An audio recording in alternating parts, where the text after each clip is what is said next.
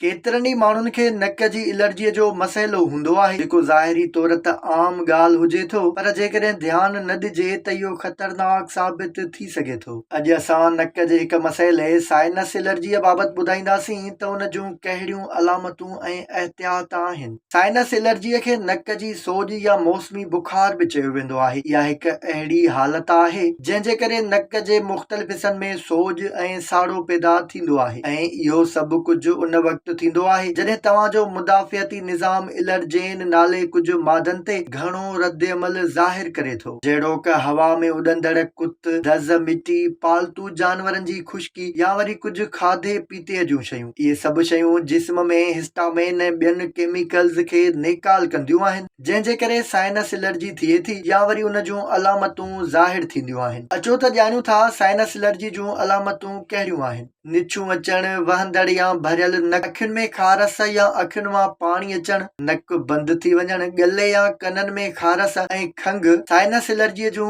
अहम अलामतूं आहिनि। Sinus allergy खां बचण लाइ सभ खां पहिरियों त पाण खे महफ़ूज़ रखो। हवा में उॾंदड़ दज़ ऐं कुत खां पाण खे बचायो। घर में ई रहो। घर में एयर प्यूरिफायर जो इस्तेमालु कयो। घर ऐं कमरे जूं दरियूं बंदि रखो। धूड़ मिट्टी ऐं जानवरनि जे जरासीमनि खां परे रहो ऐं पंहिंजे घर जी सफ़ाई रखो। साइनस एलर्जी खे घटाइण या उन खां बचण जो हिकु बहितरीन तरीक़ो इहो बि आहे त तव्हां पाणीअ जी बाफ़ वठो। बाफ़ वठण सां नक जे सड़ण ऐं बंदि नक खे सुकून मिलंदो आहे। इन लाइ तव्हां कंहिं वॾे थांव में पाणी विझो। इहो पाणी गरम कयो। पंहिंजे चेहरे खे कंहिं कपिड़े सां ढके 10 खां 15 मिंटनि ताईं उन गरम पाणीअ जी बाफ़ में साहु खणो त तव्हांखे फ़ाइदो थींदो। साइनस एलर्जी में पाणीअ जो इस्तेमालु घणे खां घणो करणु घुर्जे। जड़ी बूटियुनि जहिड़ो क दालचीनी, लौंगन ऐं नंढनि फोटनि वग़ैरह जी चांहि पियो। इन सां बि फ़ाइदो पवंदो आहे। गंदगी ऐं बैक्टीरियाज़ खां महफ़ूज़ रहण बि साइनस एलर्जीअ खां वॾो बचाव कंदो आहे। इन सां गॾु क्वारसेटिन नाले कुदरती एंटीहिस्टामाइन बि साइनस एलर्जीअ खां बचाइण लाइ इंतिहाई अहम हूंदो आहे, जेको कुझु मेवनि ऐं सब्जियुनि जहिड़ो क बसरनि, थूम,